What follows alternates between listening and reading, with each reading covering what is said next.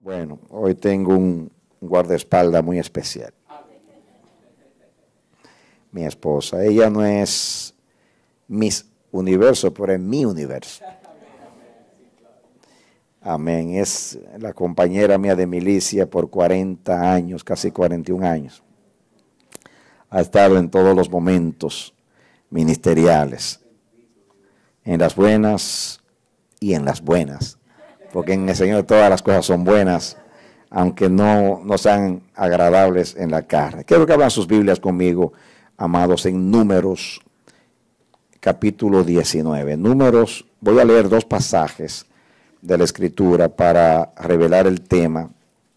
Números es el cuarto libro de la Biblia, capítulo 19. Van a leer una lectura un poco extraña, pero no se asusten, que yo estoy temblando. Nada, una palabra muy oportuna. De Números 19. Perdón.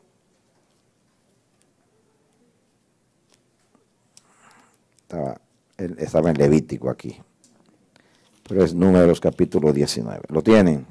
Vamos a comenzar a leer los versículos del 1, pues será al 5.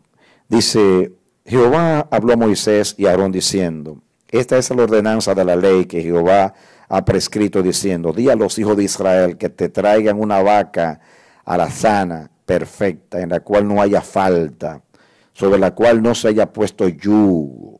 Subrayen esto: sobre la cual no se haya puesto yugo. Y la daréis a Eleazar el sacerdote, y él la sacará fuera del campamento, y la hará degollar en su presencia. Y Eleazar el sacerdote tomará de la sangre con su dedo, y rociará hacia la parte delantera del tabernáculo de reunión con la sangre de ella 7 veces. Y hará quemar la vaca ante sus ojos, su cuero y su carne y su sangre, con su estiércol hará quemar. Muy bien, entonces esto es un sacrificio que se usaba para purificación, pero quiero que graben en sus mentes que este sacrificio de esta vaca era una vaca en la cual no se le haya puesto yugo. No se le haya puesto yugo. Vengan conmigo al capítulo 21 de Deuteronomio, que es el libro que sigue. Deuteronomio capítulo 21.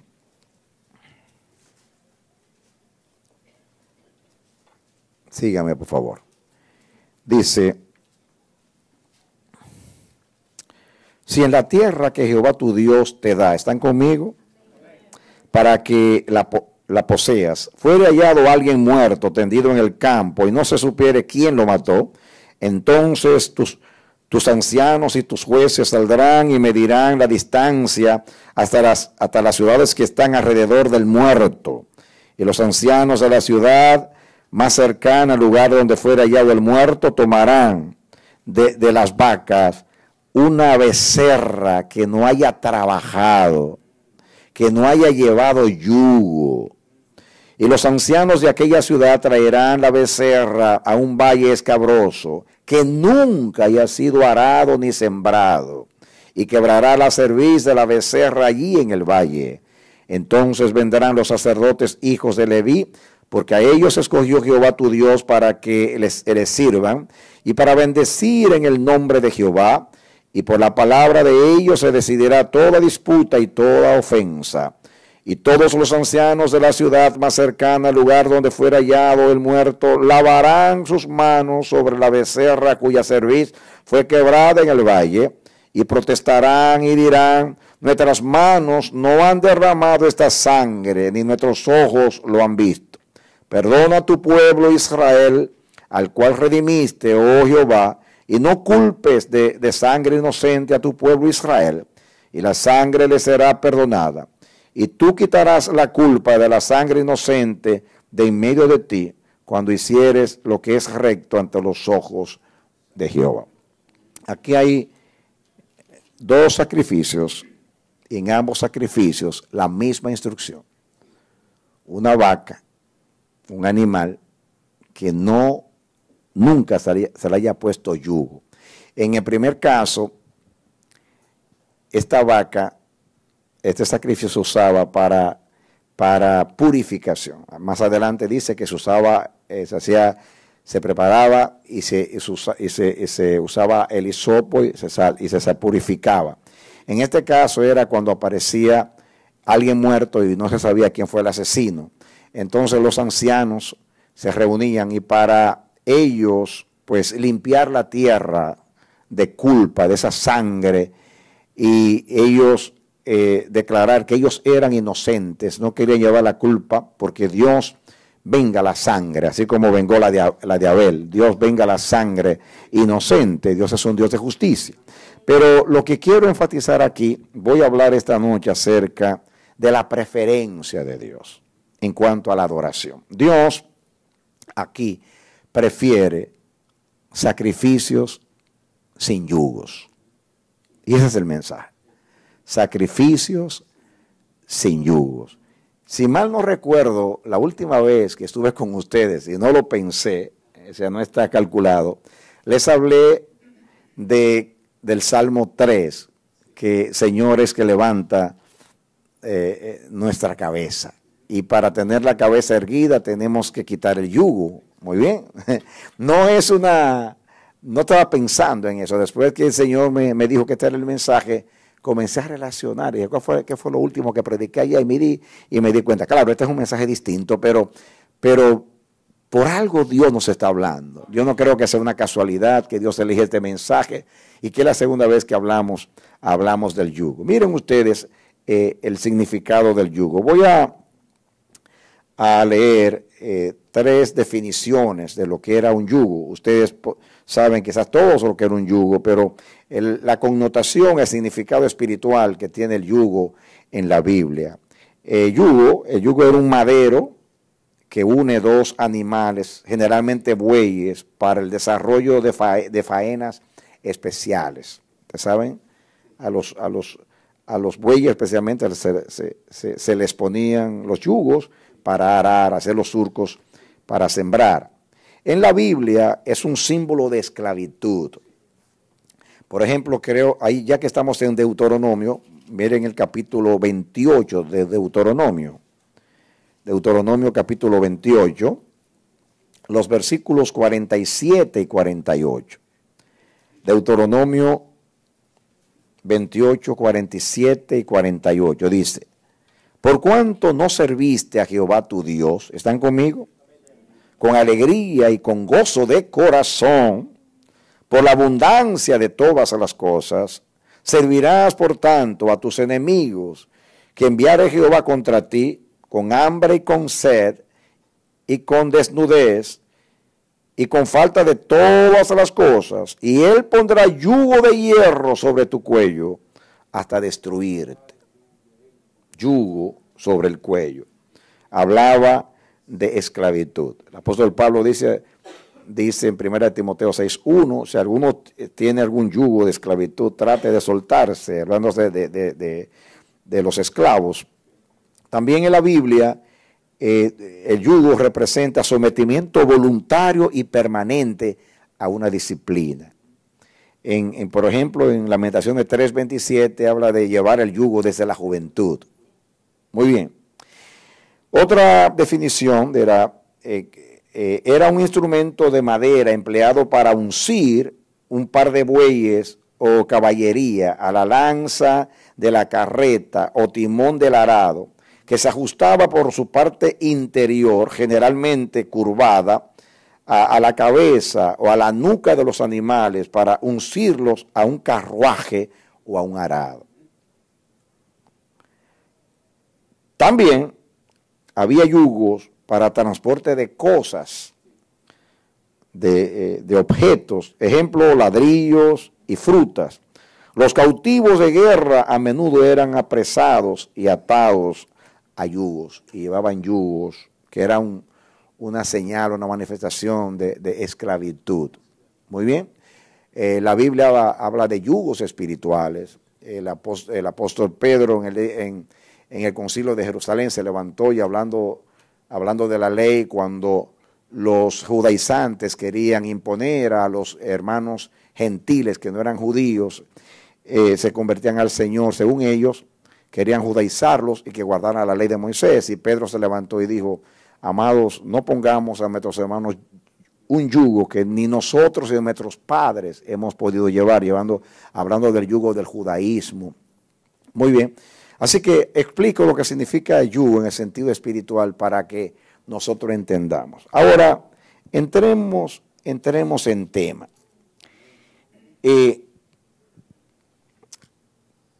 Cuando nosotros traemos una ofrenda a Dios, de la naturaleza que sea, un cántico, gratitud, reconocimiento, nuestros diezmos, cuando traemos los diezmos, en muchos lugares los diezmos vienen siendo una contribución para la iglesia, como un donativo, pero para Dios no es así. Para Dios el diezmo es una manera de reconocer que Dios es el dador y el poseedor de todas las cosas.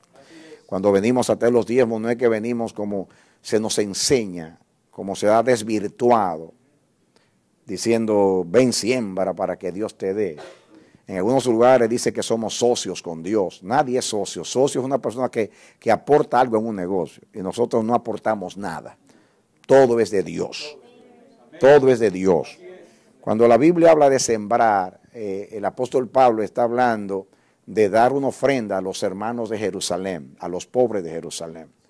Y ahí es que habla de sembrar, que el que siembra con escasez, cosecha con escasez.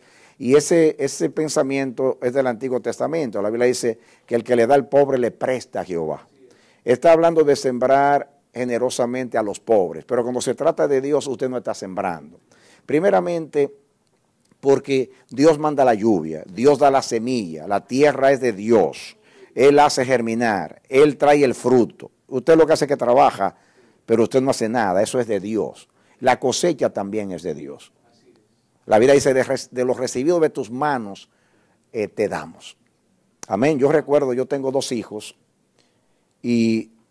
o tenemos 2 hijos, cuando ellos eran chicos, pequeñitos, y era el Día de los Padres, ellos venían felices, contentos a traerme regalos del Día de los Padres. Papi, papi, papi, Happy Father's Day. Y venían y me traían el regalo, y yo pues me excitaba, simulaba que estaba excitado. Sí, qué lindo. Ábrelo, papi, ábrelo. Y yo abría con mucho gozo. Y, ay, qué lindo, hijo, gracias, gracias. Papi, ¿te gustó? Claro, hijo, me gustó, me gustó. Y salían corriendo los 2 contentos porque me habían agradado. Después que se iban, yo llamaba a mi esposa y decía, mi amor, ¿cuánto sacaste del banco para esos regalos? Estos muchachos contentos porque me regalaron con mi propio dinero. Así es cuando usted trae algo a Dios. Usted piensa que usted le está dando a Dios. Usted no está Él es el dueño del oro y de la plata y de todo. Es un pecado querer comprar a Dios con dinero o con cualquier otra cosa. Pero cuando usted dedica algo a Dios, la palabra, por ejemplo, cuando Ana dedicó a Samuel, la palabra que se usa en hebreo dice, lo dedicó a Dios, es la traducción castellana, pero en hebreo dice, y lo transfirió. Ofrendar es transferir. Algo que Dios me ha dado, yo se lo devuelvo a Dios, y ya cuando pasa a la mano de Dios, ya no es mío, ya es de Dios. Por eso la Biblia habla mucho de los votos. Ten cuidado con prometer algo para Dios, porque inmediatamente tú dices, esto es corbán, esto es ofrenda, esto es para Dios, ya tú no te puedes retractar. Eso es de Dios. Lo que es de Dios, y Dios es muy celoso cuando algo pasa a ser de Él. Ahora, cuando algo pasa a ser de Dios, Dios determina de qué manera va a usar esa ofrenda, porque es de Él la ofrenda. Por ejemplo, los diezmos y las ofrendas, Dios en Israel sostenía todo lo que es el santuario. Hoy también la iglesia usa los diezmos y las ofrendas para sostener a la iglesia, a los ministros, para que la iglesia pueda llevar a cabo el propósito de Dios. Pero lo que quiero enfatizar es que todo es de Dios y de los recibidos de sus manos traemos. Y cuando algo pasa a ser de Dios, Dios lo emplea como Él determina, porque ya pasó a ser propiedad de Dios. Aunque antes lo era, pero ahora usted se lo está consagrando, se lo está santificando, se lo está apartando para Él. ¿De acuerdo? Muy bien. Ahora, si usted le trae a Dios un buey, por ejemplo, usando el contexto, un buey, o una vaca. Dios, la preferencia de Dios es que nunca se le haya puesto yugo y que nunca haya trabajado en el campo, según leímos. Esto, la verdad, desde el punto de vista humano es absurdo. Yo creo que si a usted le van a regalar un buey, porque usted trabaja en el campo, primeramente a usted le gustaría que ese buey tuviera experiencia. ¿No es cierto? Aparentemente, una ofrenda de bueyes o de vacas que se le ha puesto ya yugo es lo mejor. Número uno, porque tiene experiencia. Los bueyes tienen experiencia como trabajadores. Imagínense, a usted le dan un buey que nunca ha arado, usted va a tener que comenzar a instruir ese animal y eso es un proceso bastante complicado y difícil. Pero si ya sabe arar y tiene experiencia, usted dice, no, dámelo con experiencia, si yo no paso por el proceso de enseñarle. Así que en ese sentido es una ventaja que tenga, que se le haya puesto yugo. Segundo, estos animales que se le ha puesto yugo han aprendido disciplina. Y a usted, si se le regalan un animal así, un buey en este caso, usted va a decir, dámelo así porque tiene disciplina en el trabajo. Y yo lo quiero para que sea productivo. Así que dámelo con experiencia. Dámelo con disciplina. Tercero, ese animal, si ha tenido experiencia y ha tenido un yugo antes, o ha sido enyugado antes, ese animal o esos animales han sido productivos y laboriosos. Y eso conviene para la faena del campo. ¿Es así? Número 5, han aprendido a trabajar en equipo y con un compañero al lado. Así que es algo extraño que Dios prefiera una ofrenda sin yugo. Si usted va a emplear a alguien, cuando usted va a solicitar trabajo, lo primero, cuando usted llegue al resumen, es que si tiene experiencia. Si usted no tiene experiencia, es muy extraño que usted consiga un trabajo, porque quieren una persona que tiene experiencia, porque si no hay que instruir un proceso y bueno, eso es un problema. Todo el mundo ama la experiencia, la disciplina. Este animal también ha aprendido sujeción, porque en el arado se necesita disciplina. Para usted arar, con otro animal, en este caso el buey, tenía que tener ya disciplina, haberse adaptado al trabajo y a ese compañero. Muy bien. Por eso Dios prohibió que no se arara animales, que no araran animales que eran distintos. Imagínese usted un buey arando con un asno. La Biblia habla de los yugos desiguales. Es un problema porque el buey es alto, grande, y el burrito es pequeño. Entonces el yugo es hacia abajo. Entonces cuando van a arar, el buey tiene que hacer todo el esfuerzo, es casi cargando al asno. Y el asno, en cambio, va ahorcado, porque lo llevan así por el cuello. Es un problema serio. Así que todo el mundo elegiría bueyes o animales que hayan arado antes. Pero Dios no. Dios prefiere ofrendas, sacrificios que no hayan arado. ¿Saben ustedes que la palabra castellana, conyugal, que se refiere al matrimonio, está hablando de yugo?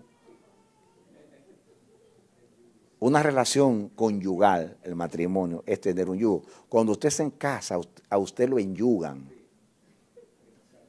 El matrimonio es un yugo. Aunque suene cómico, es así, es un yugo. Hay personas que me dicen, pastor, cuando éramos novios todo era diferente, todo era hermoso, yo no sé qué pasó desde que nos casamos. Bueno, es que antes no estaban enyugados. ahora están enyugados. Cuando eran novios compartían un restaurante, una actividad social, etcétera, pero en el matrimonio se comparte todo. En la misma cama, si la persona ronca, si tiene mal aliento, si se mueve mucho, es un lío.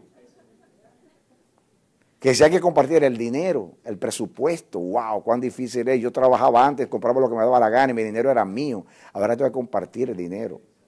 Hay que decidirlo todo. Ahora me preguntan dónde fuiste, dónde vas, por qué duraste mucho, por qué te tardaste, por qué no me llamaste. Y usted dice, pero que tú crees que tú eres mi dueño. Bueno, sí, es que estamos enyugados.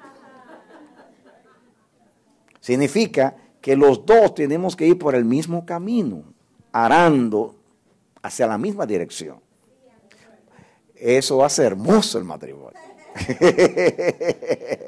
Por eso la relación, la mejor relación, la que más contribuye a la madurez de las personas.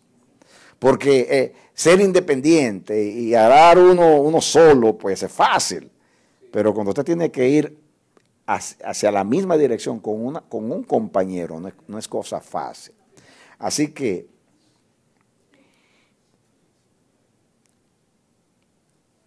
animales que hayan arado antes, que se haya puesto yugo, es bueno para otros asuntos, pero no para hacer una ofrenda para Dios. Por ejemplo, en cuanto a servir a los hombres, es bueno para la mayordomía, la buena administración, para la producción, pero no para hacer ofrendas para Dios.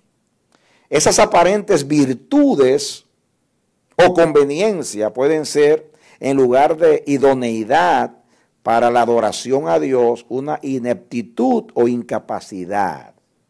¿Por qué? Número uno, una ofrenda es algo que es dedicado a Dios y a su servicio. Y por consiguiente, lo mejor es que sea virgen y que no esté viciada ni tampoco contaminada.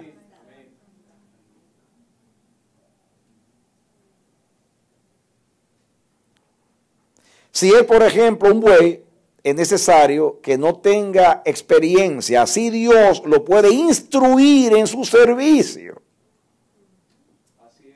Si ha aprendido disciplina en asuntos seculares o humanos, esto lo incapacita para el propósito del Señor, el cual es diferente en su naturaleza. Todo lo que es de Dios es diferente a lo que es del hombre. Y Dios, Jesús eligió a 12 hombres que usted no hubiera elegido, pero eligió personas que fueran enseñables. Así que tuvo que bregar con un Pedro impulsivo, hablador, cabezón, y con los hijos del trueno, y con gente difícil, pero prefiero estos que nunca se les ha puesto el yugo del judaísmo, ni de la ley, ni del rabinismo. Así yo los puedo moldear y preparar para mi propósito santo. Amén. También la experiencia, la disciplina pueden ser un impedimento porque esa persona va a confiar en sus habilidades y no en el Señor. Quiere decir que se inutiliza para ser enseñable. Ha sido laborioso y productivo, esto puede ser un motivo de jactancia o de autosuficiencia. Eso es lo que pasa, hemos tenido nosotros esa experiencia con personas, por ejemplo, en diferentes tiempos, en mi experiencia pastoral han llegado personas de otras iglesias, que yo estudié en el seminario tal, en el instituto tal, que tengo tantos años allá de experiencia, y yo vengo aquí a ponerme a la orden. Y ellos piensan que me impresionan y es todo lo contrario. Yo veo un peligro si ya tiene experiencia. Y entonces yo le digo, hermano, mire, siéntese ahí a ver lo que Dios dice acerca de usted. Y hasta se desaniman cuando tienen 10 años sentados ahí, no pasa nada. O sea, porque ahora esa persona tengo que pasarlo por un proceso de incapacitarlo para que esté capacitado. Porque Dios capacita incapacitando. Lo primero que hace Dios es que te quita los bueyes. Perdón, los yugos. O el yugo. Amén. Cuán difícil es trabajar con personas que han tenido yugos antes. Vienen y dicen, no, porque en la iglesia que yo estaba lo hacían así. Y ya quieren cambiar la visión de la iglesia donde llegan. Es como que usted vaya a mi casa a decirme cómo cocinar, qué es lo que hay que cocinar, porque en mi casa cocinaban esto, cocinaban aquello. ¿Por qué aquí en esta casa se hacen las cosas así? Bueno, porque esta es mi casa. Si usted llega como invitado a mi casa y ya me quiere cambiar mi casa, mire, ahí está la puerta. Váyase. Usted si ve aquí, si usted está bajo mi techo, usted tiene que adaptarse a mi casa. Y cada iglesia es una casa espiritual y tiene una visión. Y todo el que llega debe adaptarse a esa visión. Lo primero que usted tiene, si usted pero poniendo como ejemplo, usted viene a esta congregación, de otra congregación, usted allá afuera debe dejar el yugo. Y yo vengo aquí a ponerme el yugo de acá, de la visión que Dios tiene para esta casa. Eso se aplica a mi relación con Dios y se aplica también a cuando llegue a una casa espiritual. Haber tenido otros yugos no nos habilita para servir al Señor, todo lo contrario, nos incapacita, porque no es lo mismo servir al hombre que a Dios.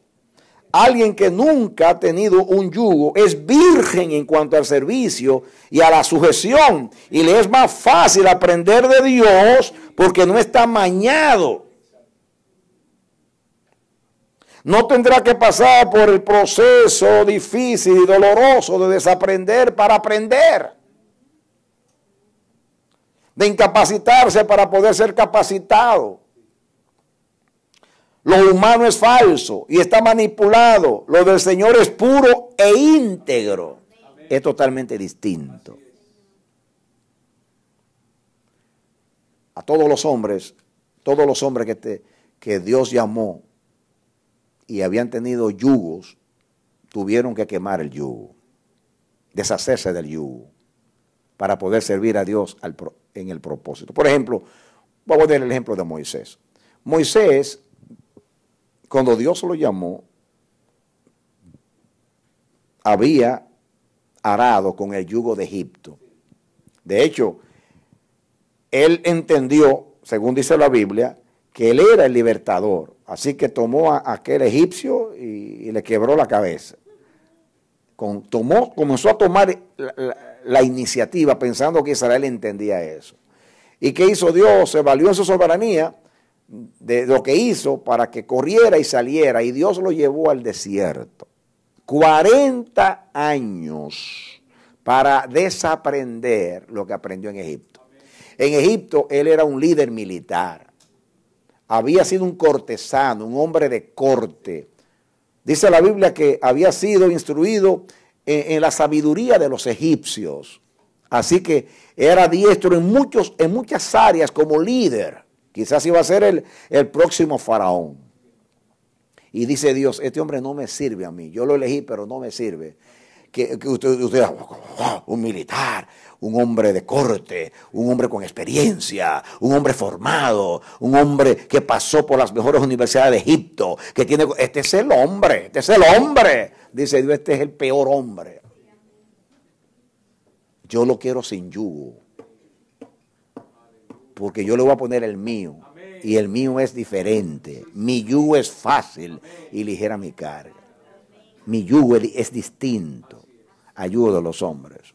¿Qué hizo con Moisés? Lo llevó 40 años al desierto a bregar con ovejas. ¿Por qué con ovejas? Porque él iba a pastorear a Israel, una nación que se cree que eran más de 1 millón de personas, y un pueblo duro de servir, bien complicado y difícil. Y Dios dice, yo tengo que convertirlo en el hombre más manso de la tierra, para que pueda pastorear a mi pueblo Israel. Y comenzó Dios a quebrarle el yugo a Moisés.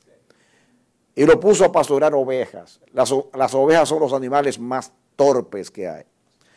Todo animal que ve un depredador, un león, un oso, un tigre, sale corriendo y le dice al depredador, si corres más que yo, soy comida para ti. Pero trata de alcanzarme. Y corre y escapa por su vida. Las ovejas no. Las ovejas se paralizan y dicen, y entonces gritan, cómeme, cómeme, aquí estoy, cómeme. Son animales indefensos y torpes. Imagínense la paciencia que tiene que tener un pastor. Así pasa espiritualmente con los pastores, ¿no? ¿Y qué pasó con Moisés, amados? Moisés había escuchado tantas ovejas berrear que cuando Dios lo llamó no sabía hablar. ¿A quién soy yo? Yo no sé hablar. Cuando llegó el momento de graduarse y Dios toma el lugar de graduación, Horeb, el monte de Dios, y allí Dios, escuchen, porque Dios se revela de acuerdo a lo que quiere alcanzar, y Dios quería hacer de él el hombre más manso de la tierra para que pudiera pastorear un pueblo duro de servir. Y entonces el alto, como dice Isaías, el alto, el sublime, el que habita en la eternidad, cuyo nombre es el santo, descendió de lo más elevado y se manifestó en una zarza que era un arbusto insignificante del desierto.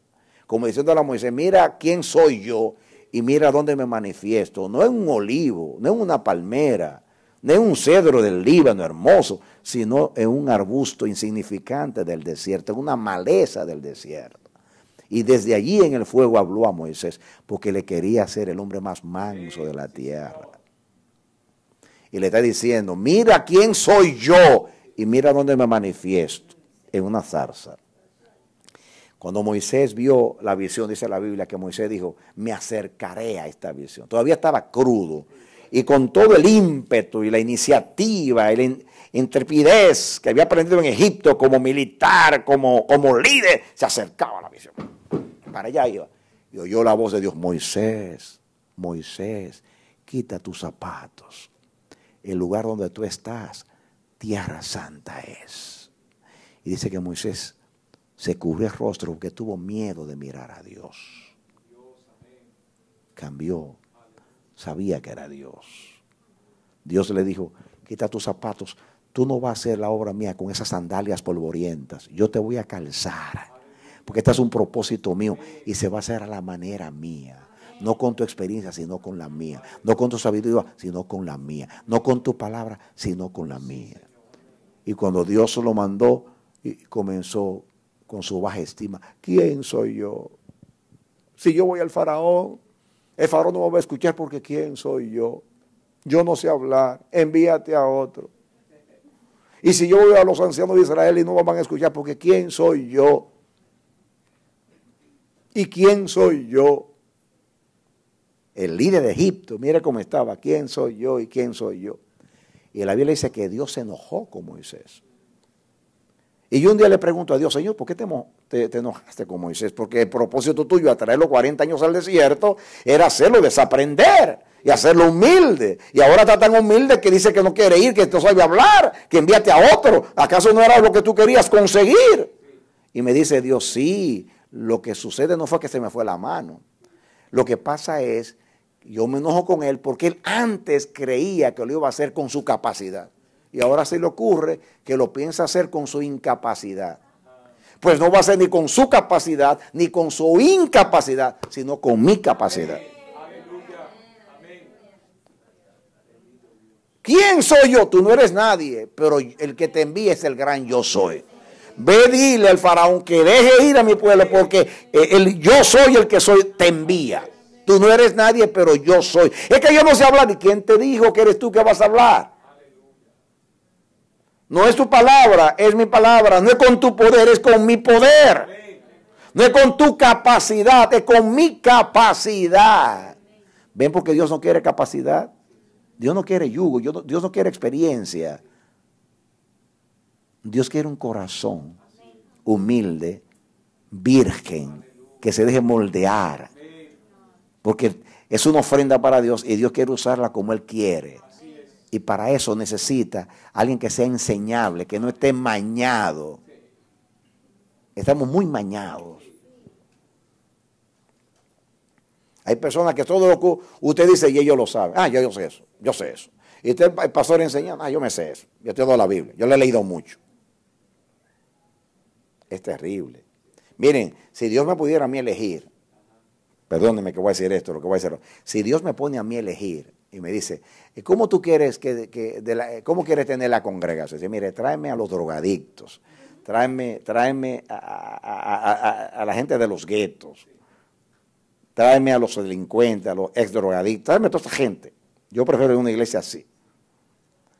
Y si es gente, digo, tráeme todos los católicos para acá. Porque los católicos, como no lo enseñan a leer la Biblia, cuando usted se le enseña, están dispuestos a aprender. Pero cuando llegan a la iglesia evangélica, ya yo sé eso. Yo pasé por un instituto. Y no son enseñables. Ellos lo saben todo. Eso lo hacía yo antes. Yo tengo experiencia en eso. Y los hermanitos católicos aprendieron a someterse al Padre. Y veneran a su líder. Ahora no, aquí ellos saben más que el que enseña. Y se rebelan de cualquier cosa. Y no saben lo que es autoridad ni gobierno para someterse. El problema es que han sido enyugados muchas veces. Ya ellos saben, por ahí el surco, y ya saben. Y no, ellos no pueden subir más la cabeza de ellos. Es así, es una sola dirección. Tú no sabes para lo que Dios te va a llamar.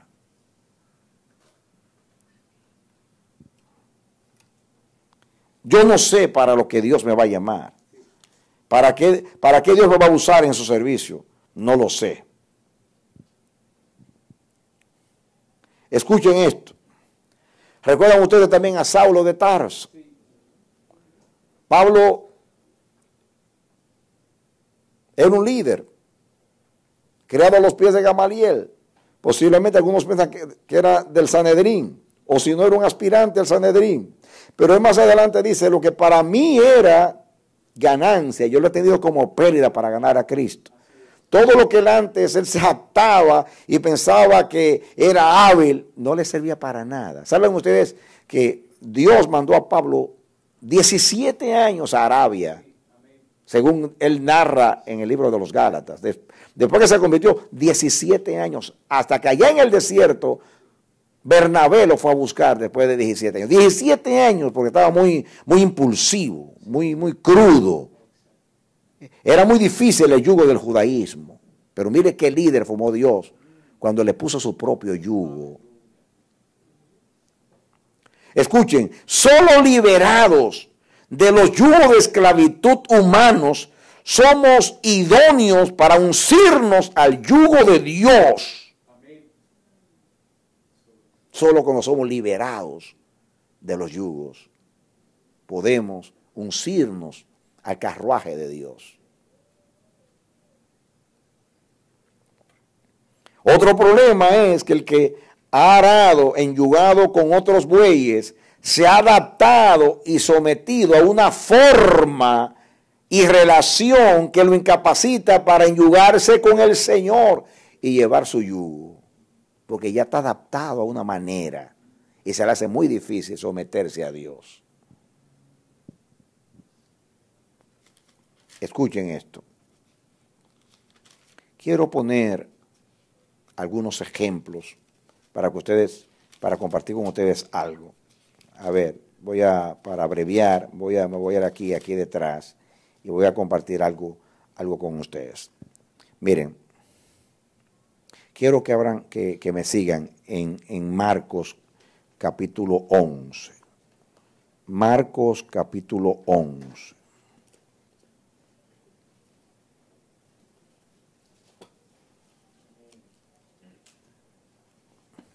Nuevo Testamento. Marcos capítulo 11.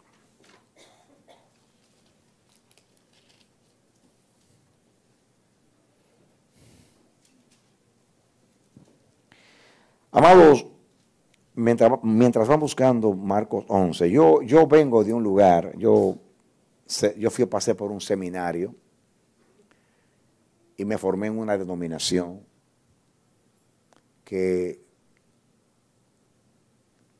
lo único que creían del Espíritu Santo era que era la tercera persona de la Trinidad, o que era parte de la divinidad, pero no creían en las manifestaciones del Espíritu. Entonces, estando yo allá, el Señor me reveló la gracia y la vida del Espíritu, porque allí todo era ley.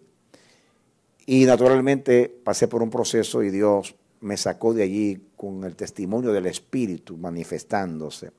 Cuando yo salgo de allí, mis amados, que Dios comenzó a tratar conmigo, fue una crisis para mí, porque yo llorando le decía a Dios, Señor, allí donde yo estaba había un manual de iglesia y allí me decían cómo casar, cómo bautizar. Yo pasé por un seminario, me enseñaron cómo predicar y todo. Ahora, yo llorando le decía, Señor, guíame. Y Dios me decía, ¿tú quieres que Dios te guíe? Yo le respondía que sí, llorando. Y me decía Dios, ¿y tú estás dispuesto a pagar el precio para que yo te guíe? Y yo llorando le decía, sí, yo estoy dispuesto, Señor. Dice Dios, ¿estás tú dispuesto a dejar tu teología, tus maletas, lo que tú aprendiste en el seminario a través de los libros, leyendo a los hombres? Y yo llorando le decía, sí, Señor, lo que tú digas yo lo hago, pero guíame, Señor. Mis amados, yo no sabía lo que yo pedía. Cuando Dios comenzó a tratar conmigo, porque no tengo tiempo para explicar estas cosas, fue muy difícil para mí.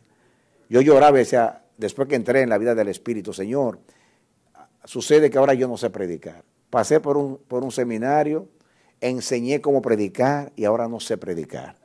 Porque una cosa es predicar de acuerdo a la homilética de los hombres y una cosa es predicar en el Espíritu. Comenzó Dios a enseñarme que en el Espíritu todo es distinto. Y fue muy complicado para mí. Yo lloraba como un niño delante de Dios. Porque ahora yo no sabía hacer las cosas. Ahora era Dios que me estaba enseñando. Yo sé lo que es haber tenido un yugo. Así que no estoy hablando de los demás, estoy hablando de mí mismo. Por muchos años llevé un yugo aprendido y fue muy complicado. Escuchen esto en Marcos 11. Comencemos con el 1, por favor. Dice, cuando se acercaban a Jerusalén, junto a Betfagé y a Betania, frente al monte de los olivos, Jesús envió 2 de sus discípulos y les dijo, id a la aldea que está enfrente de vosotros y luego que entréis en ella, hallaréis un pollino atado en el cual ningún hombre ha montado. Desatadlo y traedlo. Y si alguien os dijere, ¿por qué hacéis esto? Decid que el Señor lo necesita y que luego lo devolverá. Fueron y hallaron el pollino atado fuera a la puerta en el recodo del camino y lo desataron. Y unos de los que estaban allí les dijeron, ¿qué hacéis desatando el pollino? Ellos entonces les dijeron como Jesús había mandado y los dejaron.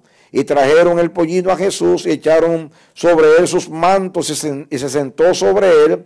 También muchos tendían sus mantos sobre el camino y otros cortaban ramas de los árboles y las tendían por el camino. Y los que iban delante, los que venían detrás, daban voces diciendo, Hosanna, bendito el que viene en el nombre del Señor, bendito el reino de nuestro Padre David, que viene, Hosanna en las alturas. Y entró Jesús en Jerusalén y con él y en el templo y habiendo mirado, y sigue leyendo ahí. Escuchen, amados, este incidente es muy importante. En este momento Jesús estaba cumpliendo la profecía del profeta Zacarías que decía, alégrate, hija de Sión, porque tu libertador viene a ti humilde, cabalgando en un pollino, hijo de asna. Cabalgando sobre un pollino, hijo de asna. Escuchen, amados, miren, dame atención aquí. La Biblia dice que Dios cabalga sobre muchas cosas. Por ejemplo, en Deuteronomio 33, 26 dice, cabalga sobre los cielos para tu ayuda. Dios cabalga sobre los cielos. En el Salmo 45, 4 dice, cabalga sobre palabra de verdad. En el Salmo 66, 12 dice, hiciste cabalgar hombres sobre nuestra cabeza. En el Salmo 68:4 dice, exaltad al que cabalga sobre los cielos. En el Salmo 18:10 dice, cabalgó sobre un querubín y voló sobre las alas del viento. Escuchen, aquí dice que Dios cabalga sobre los cielos, sobre los vientos, sobre las nubes, y también se monta en los querubines. ¿Saben lo que significa cabalgar?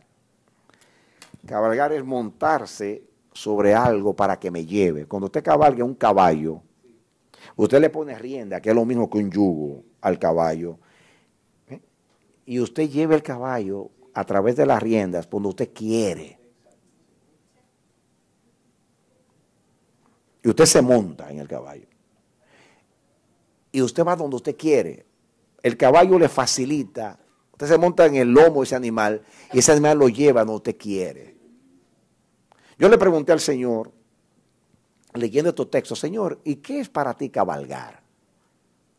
Dice Dios, cuando yo me monto en los vientos me sirven para llevarme donde yo quiero. Y en la Biblia dice que los vientos son ministros de Dios que le sirven. ¿Cuántas veces usó Dios los vientos para que le sirvieran? Dios se monta sobre las nubes y va donde quiera. Y dice que también cabalga sobre los querubines. Dice a los querubines, llévame. ¿Y saben qué significa eso, amados? Que Dios usa a su creación para el propósito que Él quiere. Dios no te llamó a ti para vaciar el infierno, ni tampoco para llenar el cielo. Dios te llamó para la alabanza de su gloria. Dios te llamó para que tú lleves a la imagen del Hijo. Dios te llamó para que tú le sirvas para siempre. Dios te llamó con un propósito santo en la tierra. Dios te diseñó y te puso en el cuerpo de Cristo para una función y te dio dones espirituales. Tú no estás aquí para ocupar un lugar. Tú no estás aquí como un saco de papa para sentarte en una silla. Tú estás aquí para un propósito santo. Tú eres una ofrenda para Dios. Y Dios debe cabalgar sobre ti. Ahora, ¿por qué le estoy leyendo acerca de este animal? Porque este animal fue usado por el Señor para cumplir esa profecía. Alégrate, hija de Sión, porque tu libertador viene a ti humilde, cabalgando sobre un pollino, hijo de asna. Dame tu atención acá.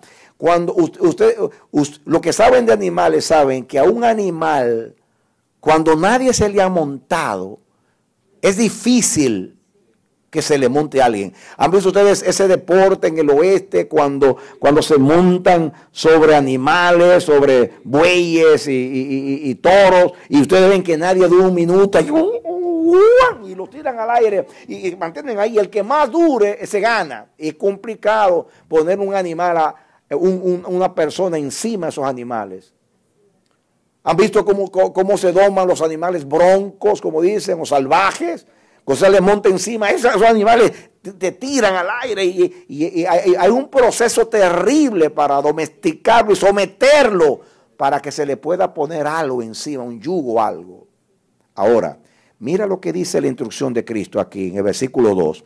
Y les dirá, id a la aldea que está enfrente de vosotros, y luego que entréis en ella, hallaréis un pollino atado, en el cual ningún hombre ha montado, desatadlo y traedlo. Este burrito fue elegido por el Señor, porque nadie se le había montado. Cuando Dios cabalga, Dios quiere cabalgar en un asno, donde nadie se haya montado. Porque este burrito, el primero que se le montó, llevaba la gloria de Dios. Y para llevar la gloria de Dios, la cabalgadura tiene que ser virgen. Y si es una ofrenda, el buey nunca debe haber arado antes. Nunca debe tener un yugo, porque ahora es para el servicio de Dios. Este burrito fue elegido por Dios para llevar su gloria. No te voy a decir burro, pero tú también fuiste elegido para llevar la gloria de Dios en Cristo Jesús. Amén. Y para llevar la gloria, cuando el Señor se montó sobre este animal, estaba supuesto a resistírsele a Jesús y a tirarlo. Pero al Señor nadie se le resiste. el Señor domestica a los caballos salvajes.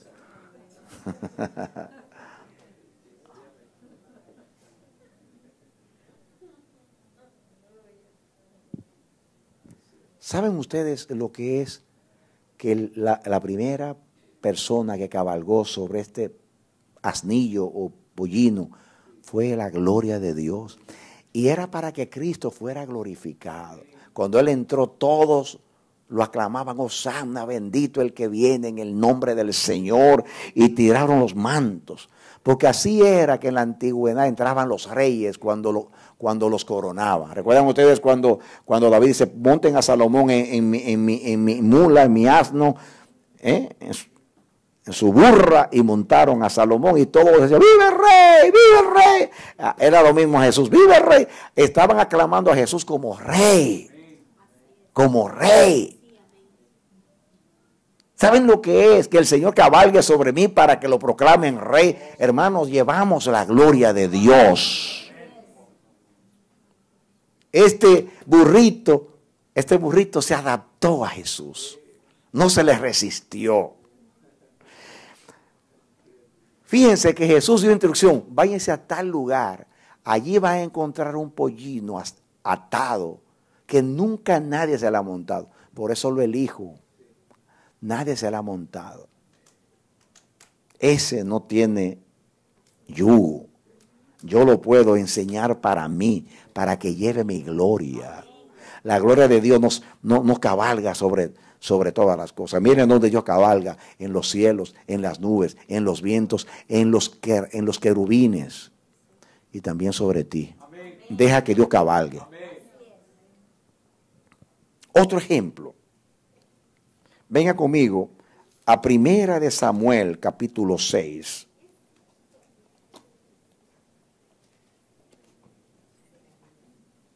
Por favor, sigan otro ejemplo.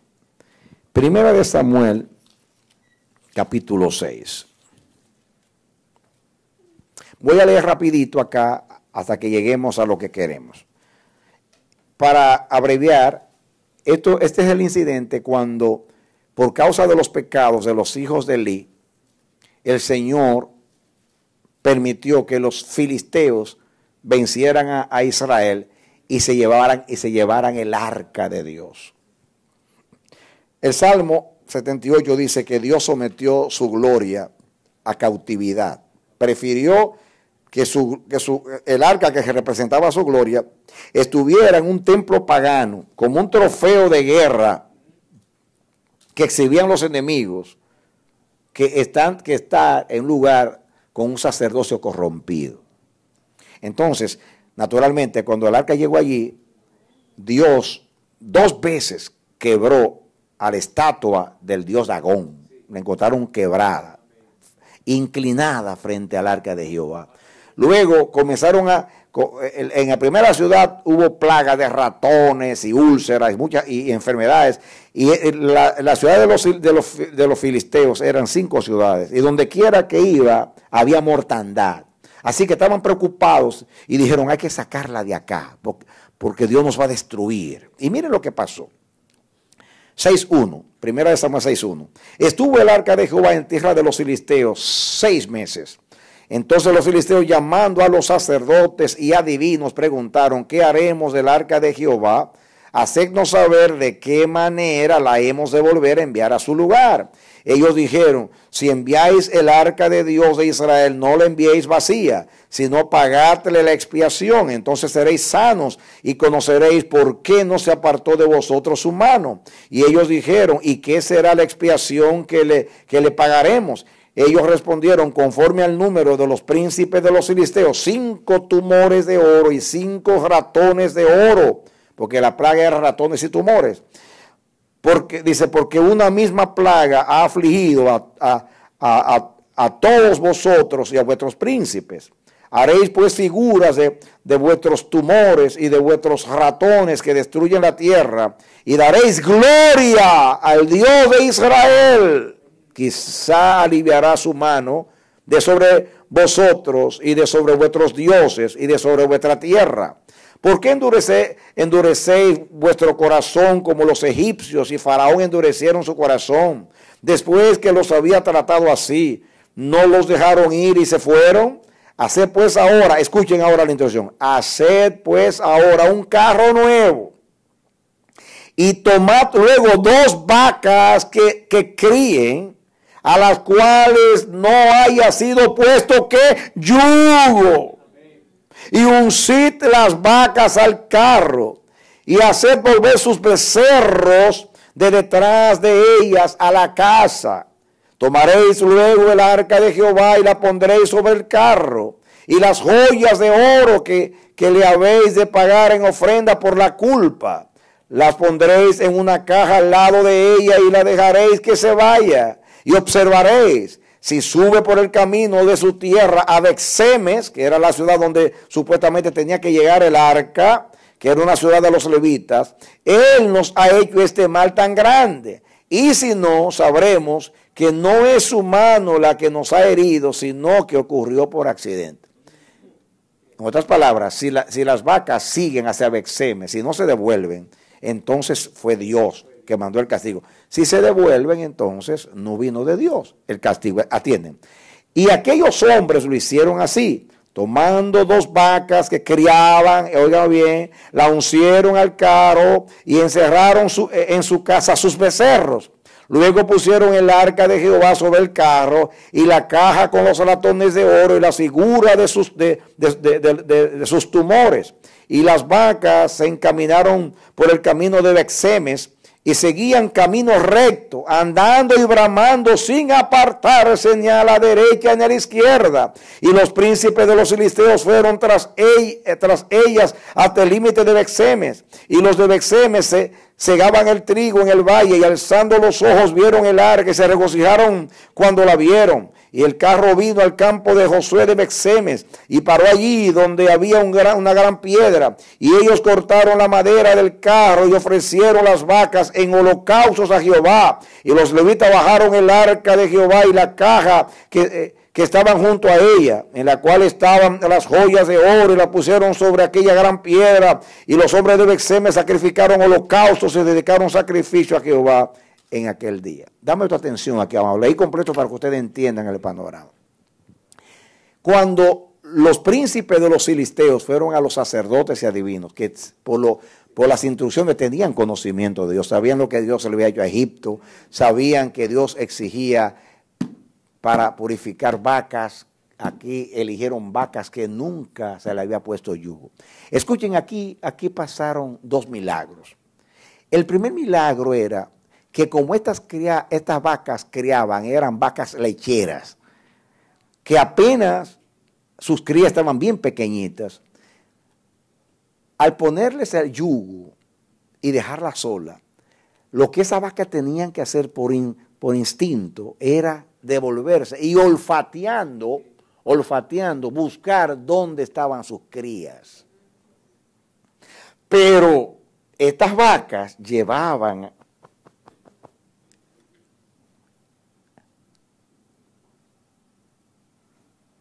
el peso de la gloria de Dios.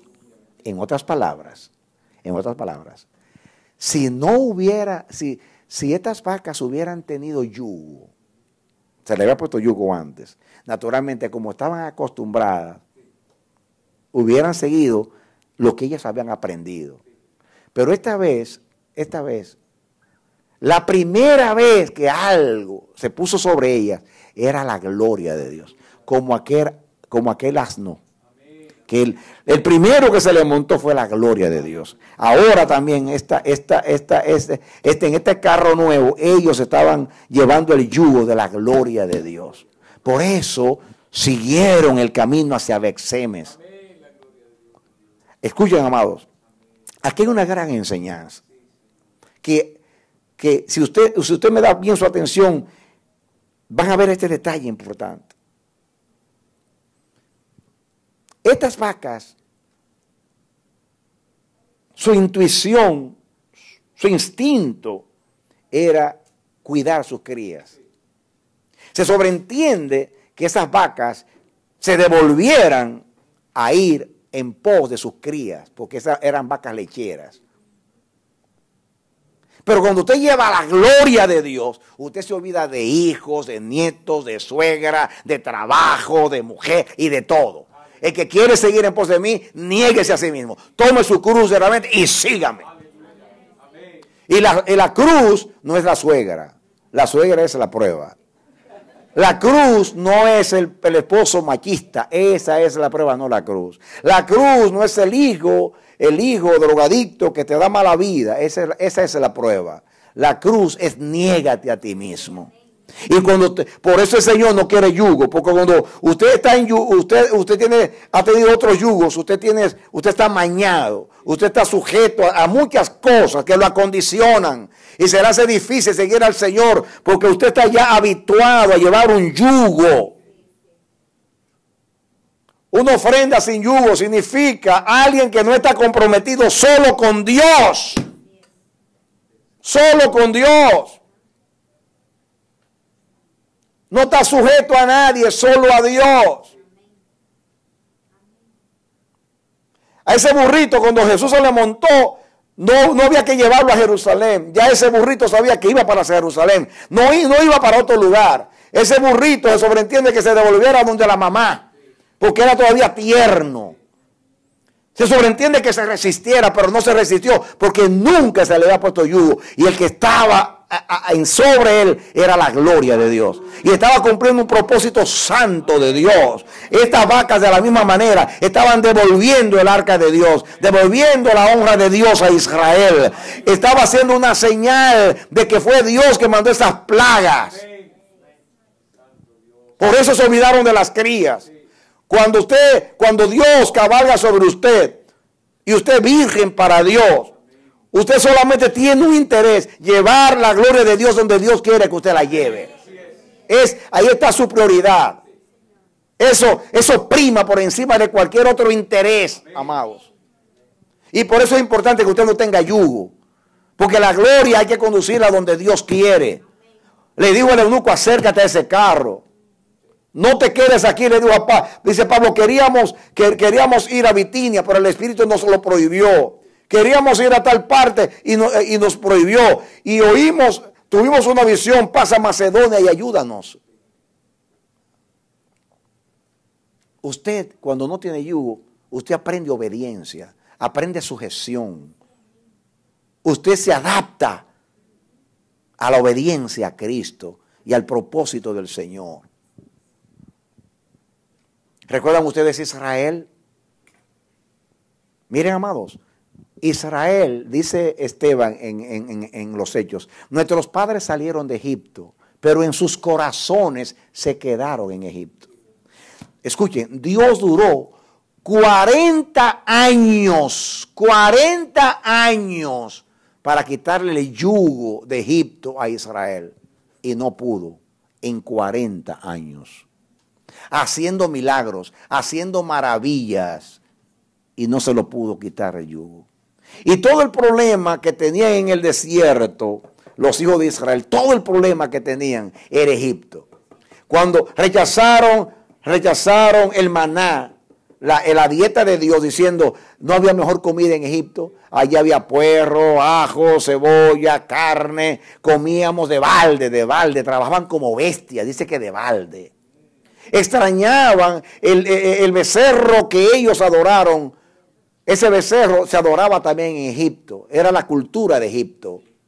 Ellos extrañaban hasta los sepulcros. Dice, no había sepulcros en Egipto para morirnos aquí en el desierto, que nos comen los alacranes y nos comen aquí las serpientes. En Egipto me embalsaman y mi cuerpo es preservado para la posteridad y uno muere con dignidad. Aquí uno muere y se lo comen los animales del desierto. No había sepulcros en Egipto.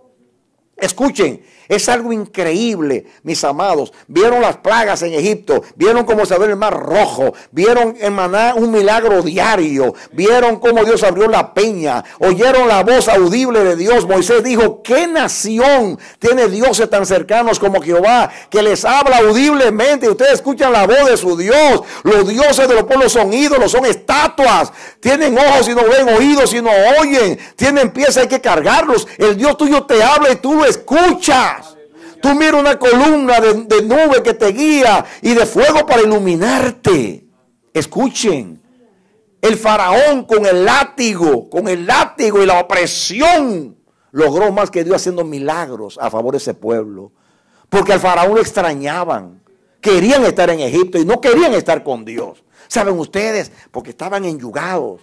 Estaban adaptados a la dieta de Egipto. Su paladar estaba corrompido. Y ahora Dios cambiaba la dieta. Cambiaba todo. Porque Dios le dijo, cuando los sacó de Egipto, ustedes eran el más insignificante de los pueblos, pero yo los elegí. Y el pacto que hago con ustedes, dice el Señor, es que yo seré su Dios y ustedes serán mi pueblo. Y los voy a redimir en el Cordero Pascual. Y cuando celebraron la Pascua y pusieron el dintel en la puerta, Dios los redimió con la sangre del Cordero. Y ahora ustedes me pertenecen, le dijo Dios, a través de la circuncisión, el pacto. Y ahora son redimidos por la sangre del Cordero. Y ese es el pacto. Escuchen el pacto, se lo estoy dando porque no tengo mucho tiempo. Dios le dice, yo seré vuestro Dios y ustedes serán mi pueblo. En otras palabras, me voy a casar con ustedes. Voy a hacer un matrimonio con ustedes. Eso es lo que significa espiritualmente. Tu marido es el Santo de Israel. Dios le está diciendo, yo soy el Dios de todas las naciones. Pero yo me voy a divorciar de todas las naciones y voy a ser solo tu Dios. Pero tú vas a renunciar a todos los dioses y yo seré solo tu Dios. Al Señor tu Dios solo adorarás, a Él solo temerás y solo Él será el objeto de tu adoración. Pero deja el yugo de Egipto y ponte el yugo mío. Y como Dios no logró, escuchen eso, 40 años porque está el yugo y no lo logró, entonces los mató en el desierto.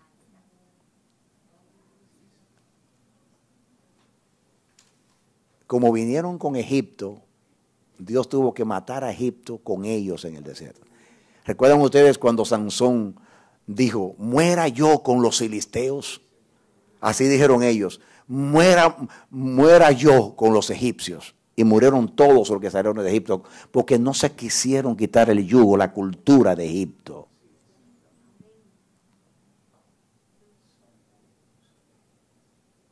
Y cantaban por el desierto, igual que los cubanos en Miami.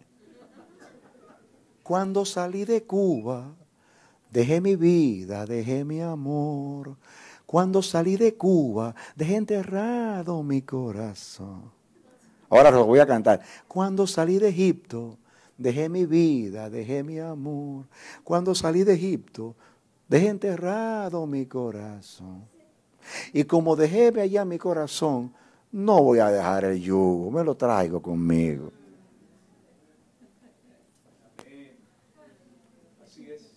Escuchen. Qué pena que no tengo el tiempo para decir esto. Cuando murió toda esa generación, cuando ellos menospreciaron la tierra, Dios les dijo, ustedes todo lo que salieron de Egipto morirán en el desierto, salvo Caleb y Josué, que siguieron en pos de mí, dice Dios. Y los hijos de ustedes, que ustedes dijeron que iban a morir en el desierto, ellos van a entrar. Y dice, ellos llevarán vuestras rebeliones por 40 años. Oigan esto, esa generación llevaba sus rebeliones por 40 años. Ok, murieron todos. Y esa generación, los hijos que nacieron en el desierto, cruzaron el Jordán, llegaron a Gilgal, en el otro lado, a conquistar la tierra. Cuando cruzan del otro lado, Dios le dice a Josué, Josué, escúcheme, circuncídame a Israel por segunda vez. Segunda vez, porque a salir de Egipto estaban circuncidados. Ahora circuncídame la segunda vez, porque dice que toda esa generación que nació en el desierto no fueron circuncidados. Dice, circuncídalos y yo voy a quitar el oprobio de Egipto. El oprobio de Egipto. ¿Y qué es el oprobio de Egipto? Escúchame.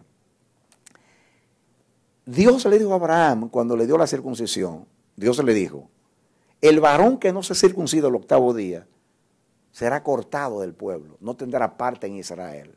Y Dios era sumamente celoso con la circuncisión. Cuando Dios llamó a Moisés y él iba con Séfora, su esposa, hacia Egipto para sacar a Israel, en el camino dice que Dios le salió para matar a Moisés. Y Séfora se levantó corriendo y tomó un cuchillo afilado y circuncidó a su hijo. Porque la causa por la cual Dios se airó con Moisés era que iba a libertar a un pueblo y su casa no estaba en el orden del pacto. ¿Y cómo es posible que Dios iba a matar a Moisés porque su hijo no estaba circuncidado y permitió que toda esa generación, miles y miles, nacieran en el desierto, dándole la ley en el desierto, y Dios no permitió que se circuncidara? ¿Cómo fue que se le olvidó a todos circuncidarse? Siendo Dios, hablando Dios de la ley con tanto celo. Yo me pregunto siempre, ¿por qué no fueron circuncidados? ¿Saben lo que yo creo? Aunque la Biblia no lo dice, que Dios no lo permitió. Dijo, no me circunciden esa gente porque tengo un plan. Cuando cruzaron del otro lado, dice, circuncidaron una segunda vez. ¿Por qué una segunda vez? Porque esta generación llevaba la rebelión de todos sus padres. Miren lo que pasó. Y dice, cuando sean circuncidados, yo les voy a quitar el oprobio de Egipto. ¿Saben? Aunque hay muchos autores que dicen otras cosas, para mí el oprobio de Egipto era el yugo de Egipto, que todavía lo tenían. Y esa generación tomó el yugo. Y como no estaban circuncidados, del otro en Gilead fueron circuncidados y celebraron la Pascua. Fueron redimidos y celebraron la Pascua. Y Dios quitó el oprobio de Egipto en sus hijos. Una cosa importante, mis amados, es lo siguiente. Miren. José, 2 personas salieron de Egipto y llegaron a Canaán sin yugo. Josué y Caleb. Salieron sin yugo, Dios le quitó el yugo y llegaron sin yugo. Pero hay otro que fue José, que salió muerto y llegó muerto y no sintió el desierto. Escuchen este pensamiento que Dios me dio acerca de José. Pongan atención aquí. José entró en Egipto, pero Egipto no entró en José.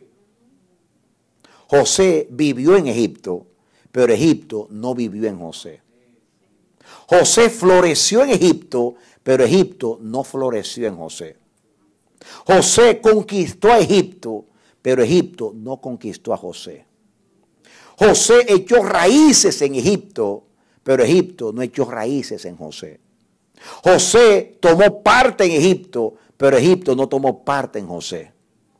José tuvo herencia en Egipto, pero Egipto no tuvo herencia en José.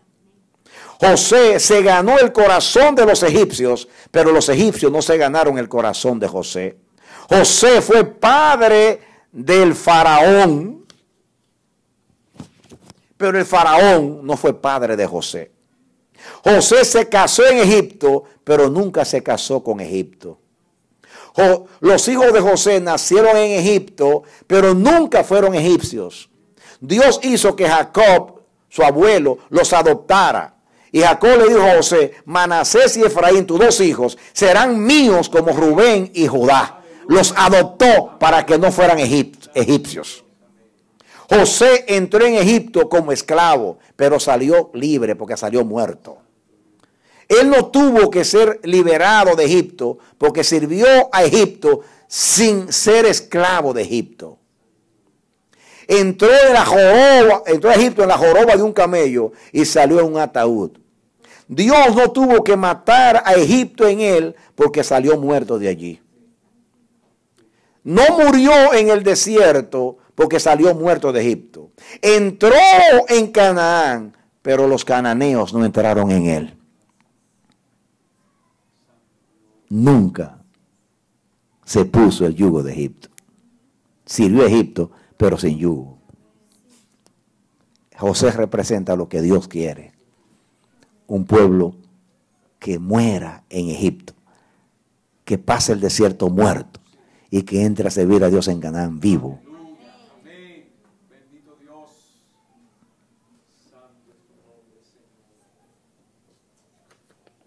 ¿Entendieron el mensaje? Eso es lo que Dios, mis amados, pide de nosotros. Se me olvidaba algo muy importante, lo último. Esta es una palabra de consolación. Escuchen. Usted usted dice, pero Pastor Fernández, ¿y qué consuelo usted me da a mí que vine a la iglesia con un yugo? Hay una esperanza para aquellos que tienen yugos. Escuchen cuál es, y ahí termino. Busquen en 2 de Samuel 24. Por favor, último texto y terminamos. 2 de Samuel 24.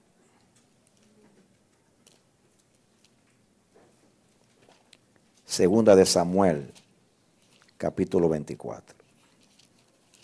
Para que entendamos y no tener que leer mucho, esto fue cuando David hizo el censo, que Dios mandó un castigo y Dios le puso a decidir y él decidió, yo quiero caer en tus manos y no en las manos de los hombres, porque los hombres no tienen misericordia. Entonces Dios le mandó al profeta Gad para que hiciera un sacrificio. Dice el versículo 18.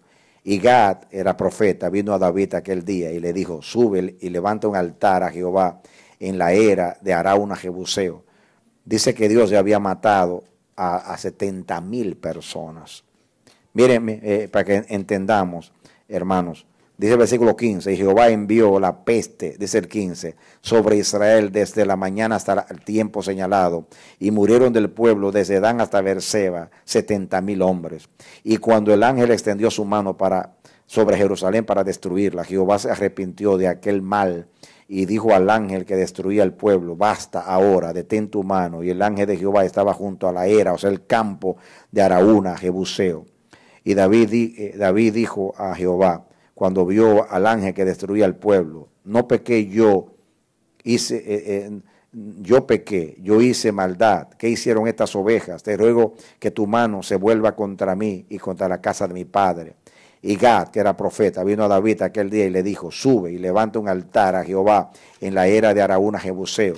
Y subió David conforme al dicho de Gad, según había mandado Jehová. Y Araúna miró y vio al ángel, y vio al rey y a sus siervos que venían hacia él. Saliendo entonces Araúna, se inclinó delante del rey, rostro a tierra, y Araúna dijo, ¿por qué viene mi señor el rey a su siervo? Y David respondió, escuchen, para comprar de ti la era, o sea el campo, a fin de edificar un altar a Jehová para que cese la mortandad del pueblo. Y Araúna dijo a David, tome y ofrezca a mi señor el rey lo que bien le pareciere. Escuche, he aquí bueyes para el holocausto, y los trillos y los yugos de los bueyes para leña. Yo puedo seguir leyendo, dice ese sacrificio. Yo doy todo. Ahí David le dijo, yo no daré nada a Jehová que no me cueste ese sacrificio. Pero lo que me llama la atención es que dice, aquí está el holocausto y aquí están los yugos para la leña. Así que tu yugo puede servir esta noche para hacer una fogata y darle un sacrificio a Jehová. ¿Por qué no quemamos esta noche los yugos y lo convertimos en leña? Para algo sirven. No sirven para ofrenda, pero sirven para leña, para darle un holocausto a Jehová. Dale un aplauso al Señor.